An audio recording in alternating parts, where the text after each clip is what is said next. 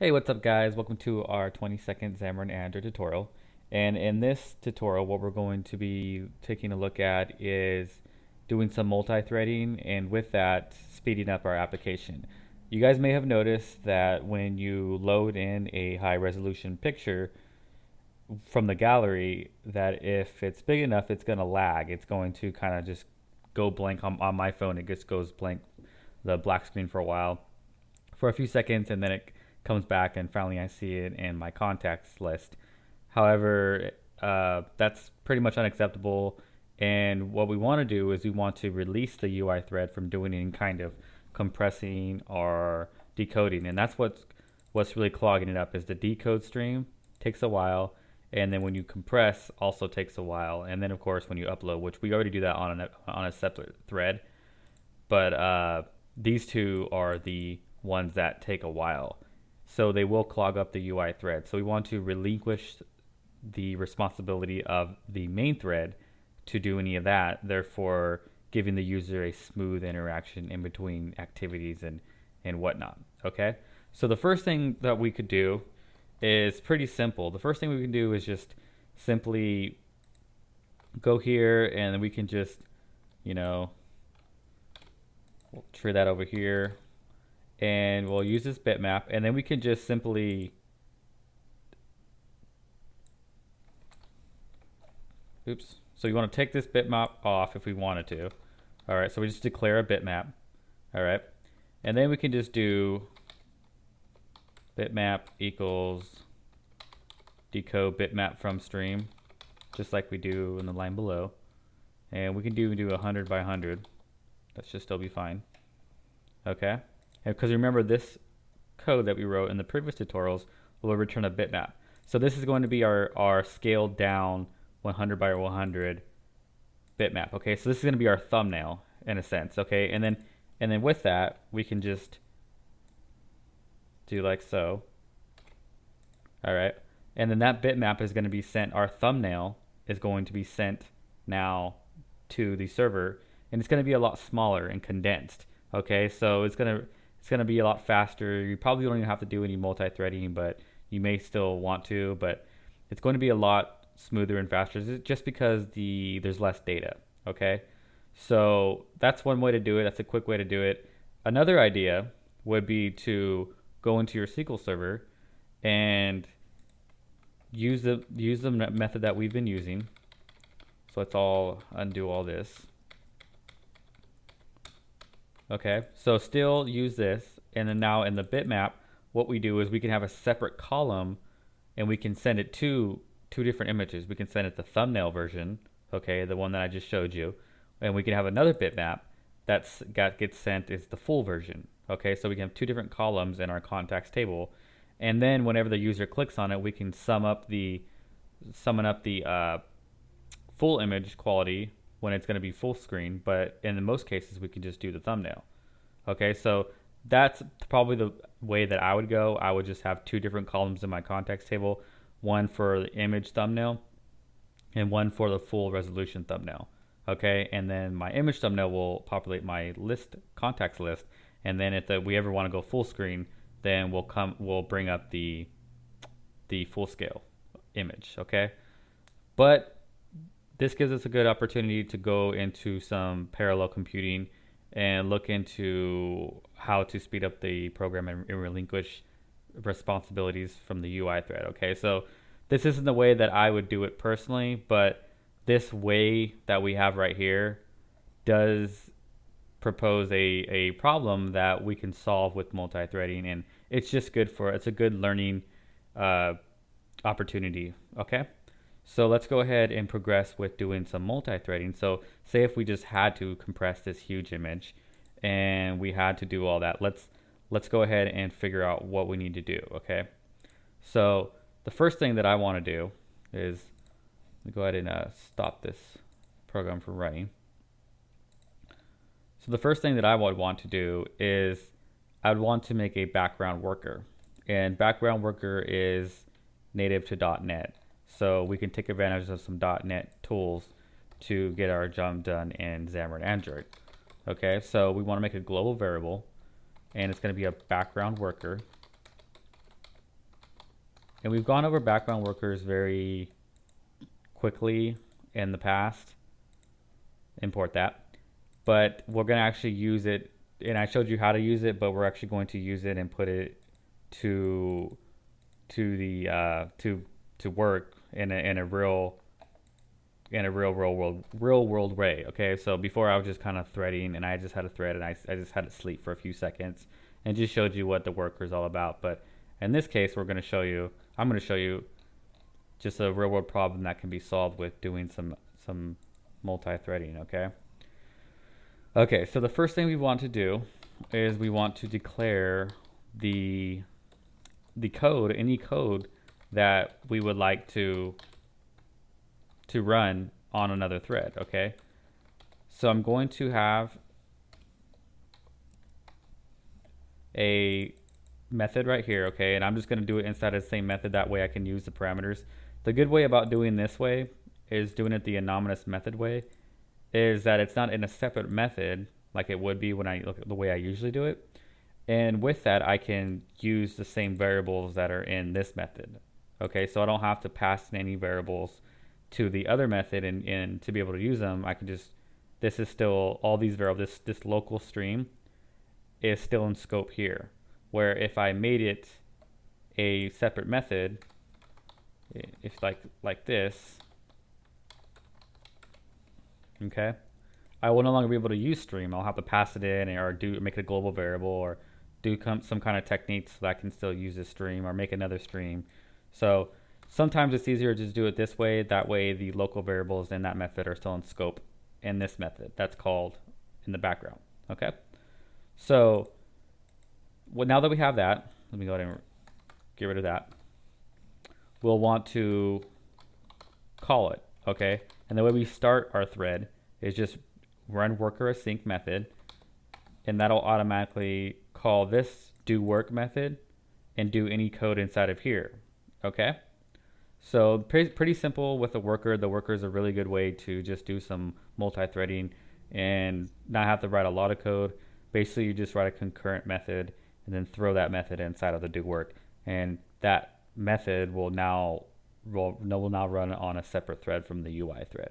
Okay, so now the next thing I want to do is I want to do a little code refactoring. And what I mean by that is I want to take these two methods, and I want to put them in its own class, because I want to be able to use them in another class. I want to be able to use them in our adapter. All right, so instead of I could make another method of the same exact method here, but just to keep things clean, I don't want to repeat any code. I want to throw that into another class and be able to call upon it from here. And the reason why I want to do that is because when we're setting the image, we're actually not scaling it down here. Okay, so remember that over here, when the user actually selects an image right here, we scale it down to 150 by 150. Okay, and just an easier way, we can actually do 100 by 100 now, and that'll still be just as good. Okay, so we'll scale it down even a little more, but we also want to do it here. Okay, so whenever it loads in from any time from the adapter, from the list view, whether it be it's loading in from the server, from the JSON, or we're actually setting it inside with a user, and then it's refreshing itself, we want to scale it down here. Okay, so I want to basically just make another class so that I can call it over there and not have to repeat any code. Okay, so I'm going to make another class, and I just want to make sure that we're on the same page with why I'm going to do what I'm doing. You don't necessarily have to, but just a good way to keep the code clean. And I'll just call it imaging. Okay, and most of this code is going to be repeated.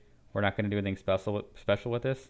Okay, and inside of the imaging class, first let's make it public. Inside of the imaging class, we're going to have those two methods that are over here in the main activity. Okay, so come down here,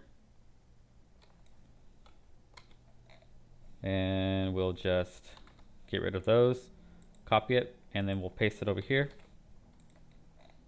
All right, we'll have to import some of this stuff now inside of this class. Okay, so let's go ahead and do that. Stream, it doesn't know what a stream is. Let's go ahead and do system.input output for the stream. All right, the content resolver is something that was inside of our activity that we were able to get. Okay, so we're going to actually pass in the content resolver now. Okay, so no big deal. Just do content resolver, and we'll just call it resolver. And then we'll replace that with the content resolver, and that will get passed in from the main activity or wherever it's coming from. Okay, so now what we can do is we can call upon this from any class or any other class, okay? Because we're going to make these public, and we also want to make these static, okay? So it belongs to the type, not the instance. And static. Okay, so these are now static. And what we want to do is we want to actually make another method that decodes from, right now we have a decode bitmap from stream. We want to make a method that decodes from byte array, okay? And that's because right here it's decode from byte array. So we're actually using not a stream, but we're using a byte array to decode the image and send back a bitmap, okay? So we want to do the same thing essentially, but for decoding, from a byte array, not a stream, okay? And I already do have some code written up, and I'll make sure that I attach it, and it's going to be in the finished file down below the link. But just to save some time, I already have it, so here it is. And essentially it's basically the same as it is in this method. However, the only thing we're doing different is we're decoding it from the byte array, where we're decoding it from the stream. Okay? So we don't need a resolver because we're not taking in a stream, we're just taking in the byte array. Okay, and this is the data that's passed in the byte array. Okay, so this method will get called from the adapter. So let's go ahead and do that now.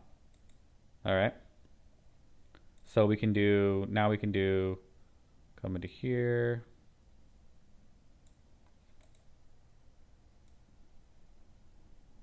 And we're going to do imaging dot decode from byte array, and it takes in the byte array, which we can find from the image. Okay, and the requested width and height, and we'll do 100 by 100 as well right here. Okay, add another parentheses. All right, so we're good right here. Now we're calling it from here, and it's passing the bitmap, but now it's scaled down. Okay, so that's going to save our memory. And now let's go back into our main activity. And let's change this now, because now we can't call it from the class anymore. Now we need to call it from the imaging class. So let's do that. And let's make sure that we're giving it the right data. This takes the URI. That's right, 100 by 100, and now remember it takes the content resolver. Okay. And that's, add another parentheses. Okay. So now that's going to be set like normal, just from a different class it's being called. And the next thing we want to do is we want to actually now run some code on another thread, okay? And this code that we're going to run is basically going to be concurrent code that we're going to write, and then we'll have it run on a different thread. And this is the one where we actually decode from the stream. We actually send it up to the server, and that takes a lot of time and a lot of work that the UI thread at first had to take care of. But now we're telling the UI thread, hey, don't worry, we're going to make another worker, and we'll have that thread do all the work, so you can just do whatever you need to do, which is just go back to the contact list and let the user do whatever they want to do. Okay, so this gives a smooth interaction. All right, and we're going to make a method called save. Okay, we have not yet, so I'm using it right now, but we're going to create that method and define it here in a second. We'll need to pass it a content resolver, and we'll need to pass it the contact ID. Okay, remember this is the ID of the contact that we are giving a new image to. All right, this is the image, and then the content resolver is what we're going to use to open the input stream. All right, so now it's giving us an error saying, hey, save, what is that? And we'll go and do generate method stub. All right, so it went ahead and created a save method in our image file right here. We can just get rid of the internal. Don't really need it essentially, so make this public. All right, so now here's where a lot of the code that we've already written is going to go. However, now it's just going to go inside of this saved event, which is called from a different thread. All right. So let me bring up that code. All right, so our save event is going to be the code over here, essentially, where we take the bitmap and we decode it and we put it into a memory stream and all that good stuff, okay? So let's go ahead and take it from there. All right, so we no longer are doing it here on the main thread anymore. We'll do it in this save method. And if you don't call the save method inside of this, remember that the save method is not itself multi-threaded. However, it's not asynchronous itself. It just will be called, but because we're calling it inside of the do work method, it will be. Okay, so just want to make that clear. We'll need to import some libraries. All right. To URI. All right, so now we take the stream. We need to make a stream now because we were doing that in the other method. So we need to make a stream, and we can do that now still with the content resolver that we passed in. Okay, so that will be called, let's call that, change the name to resolver. Okay, resolver, and then open input stream, and we'll give it the URI. All right. And let's go ahead and change this to image. All right. When you generate, it just gives you the name that it was before when you actually, the values that you passed in. But I like to keep it a little more simple. So we'll call it image. All right. And this is going to be the URI that we actually pass in. So remember the update contact. And remember that the decode stream is what takes a while, and the compress is what takes a while. Okay, so that's what was clogging up the UI thread, but now it's going to be done on a different thread. So all good there. All right. So now let's make sure that we close our streams. So then we'll make sure that we do stream dot dispose. Let's make sure that we close it or dispose it, and then also our memory stream. Make sure that we dispose that. So to clean up some memory. All right, and now we want to make another method. All right, and we'll make this private because it's going to be only called within its class, and it's going to take the contact ID, and it's going to take the byte array. We'll just call it pick data, and that's all that's going to do is just go over here. We'll need to take that too. All right. We'll call it now, and we'll send it the contact ID, and we'll send it the pick data that was converted to an array. We'll import the name value collection library so that we can use name value collection. All right, and last we will define our method over here. Okay, so let's just go ahead and do plus equals so that it does that for us. All right, and the only thing that I'm gonna do right now is I'm just gonna print out just whether the output of the echoing that for the PHP, okay? And right now it just echoes out successful if it is successful, okay? Or failed if it didn't, okay? So that way that we can see if it's failing or not still, whether it's saved to the server or not the image, okay? So now that we have that, we have this, so we look like we're in pretty good shape, okay? So let's just walk through this now. We're basically doing the same code, but now we're doing it on a separate thread, okay? So it calls the imaging.save when the when worker async is called, which is right here. So it saves it, so it does save, which gets called, it opens up the stream, it decodes the stream, which takes a while, but now it's on a different thread. And the memory stream, it compresses that and sends it to our memory stream, which the memory stream converts to an array, a byte array, okay? So now we have our pick data in byte array format, we dispose of our streams, and then we insert this into our database. Okay, so the contact ID to know what contact to update its image. Okay, so like I said, same code, just on a different thread now that we're going to be calling it, and it's going to relinquish some responsibilities from the main thread.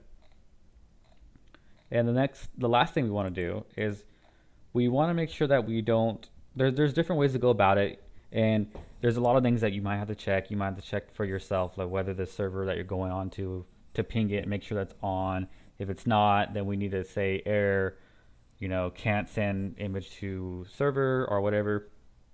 And really, that kind of stuff should be built into your program, and just kind of error checking or different situations that you want to check for to make sure that your app doesn't crash and handle the event in your own way. Okay, so I'm obviously not going over that because there's a million different reasons of things that you would want to do to check for that, and that's kind of something that would make your software unique to check for different kind of errors and to think of other things that might happen.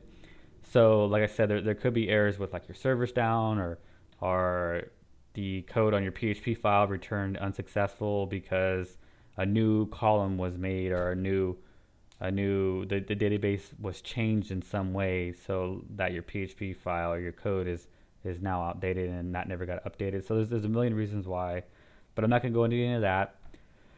But I do want to show you just what the general practices are of speeding up your program and making it more efficient. Okay, and this is just one way to do it is by using the background worker. Okay, and I like it because it's really simple, and it makes, even if you're not really used to parallel computing or doing kind of parallel programming, it makes it pretty simple, as you can see, to still write code that will run on a different thread. Okay, so that being said, we do want to check one thing. We don't want to let the user keep clogging up, because the user can keep sending data and sending data and sending data, and if it's high resolution pictures, it's going to take a while to compress and to open the stream or decode the stream, compress. It's going to take a few seconds, literally. And in that time, what if the user clicks on the picture, another contact, and wants to upload, and it's going to start clogging up a lot of the memory. It's gonna mess with the performance and degrade the performance. So we want to make sure that, and this is just my preference, we want to make sure that only one image is being sent at a time. Okay, and the way we can check for that is pretty simple. We want to first look and check to see, before we do in our pick selected, this is where it all starts. This is where the pick selected, and then it calls this guy over here, which then we call the background thread now. So in here, we want to first see, and this is nice because our worker is global, there is a property called isBusy. All right, and we can check for that. If it is busy, then what we want to do is we want to alert the user and let them know, hey, currently there's something being saved, so wait until that's done and try again. Okay, so this will prevent the user from sending data, and clogging up the, like I said, the CPU time, the CPU performance, and the memory and all that stuff. Okay, so we can stop them from from making the device send data at more than one time at one moment. Okay, so we're just gonna write some message really quick, like for the previous image to save. All right, that's just the message that will show up. And this will only show up, remember, if there's no cancel button. This will only show up if the user tries to send another image while an image is already is still in the middle of updating. Okay, well, whether it's compressing, whether it's decoding, or whether it's being sent to the server. This will be all checked for that because the worker is busy. So everything the worker calls is, and the worker is responsible for doing, it will still be busy until all of those methods are finished that it calls. Okay, which in this case is only the save and insert method. All right, so we just want to make a delegate really quick that just disposes of it when you hit OK. All right, this is pretty simple to do. It's just an alert builder, and it's going to be really ugly, but it's more for just showing you something really quick and useful rather than styling it and making it all nice and pretty. So, okay, guys. So just want to make sure that you guys are on the same page here. This is pretty standard throughout Android. Just make an alert dialog builder. All right. So now that we have that, we'll return it if it's not. Otherwise, if the worker is free to do work, then we'll continue on with the rest of our application. Okay. So let's go ahead and run this and make sure that everything's running fine. I don't want to give you guys some uncompilable code. Okay.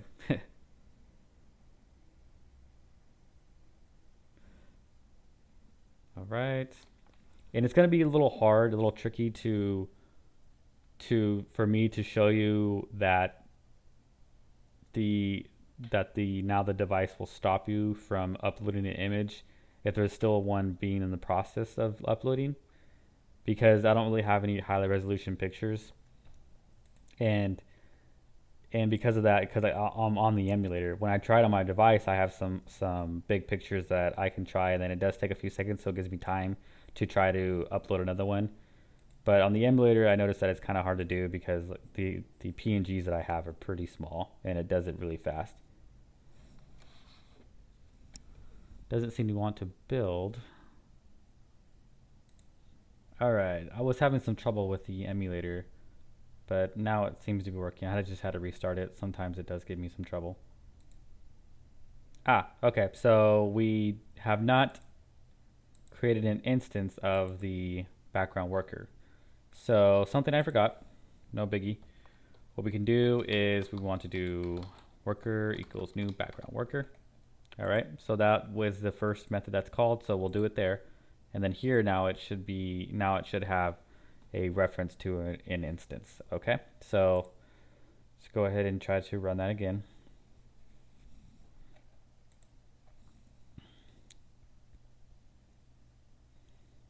All right, so like I said before, it's going to be a little hard to show you the alert dialog builder, because if you look right here down the bottom, as soon as I click on it, almost as soon as I'm done, it essentially already saves and done and saved to the server. So like I said, with a high resolution picture, it will take a few seconds, so it will give you an opportunity to click on it again, and it should say that it's busy and it can't do it, and wait, like, please wait for the previous image to save, and then you'll just have to try again in a few seconds.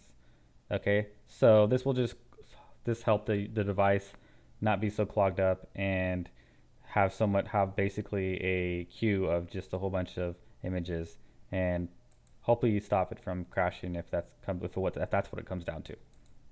All right, so now we have a little more efficient application that will do some of the hard work on a separate thread, relinquishing some responsibilities from the UI thread and giving the user a little bit more of a smooth interaction between activities. Okay, so that's all I wanted to show you in this tutorial, guys. And in the next tutorial, what we're going to be shifting some gears and going into some cool stuff, some cool layouts that I've been working on, and I think you guys will be happy with it. Like a lot of the modern design of right now with Android Lollipop 5.0 coming out, there's going to be a lot of different stuff and some new APIs that we are able to use that's going to make our applications a lot more efficient and be up to par with a lot of the new stuff that's coming out for Android. Okay, so I want to get in a little bit of that using with the recycler views, card views, and anything with that. Okay, so that's going to shift some gears into the next tutorial, and I think that with that we can do some really cool stuff. All right, guys, thanks for watching.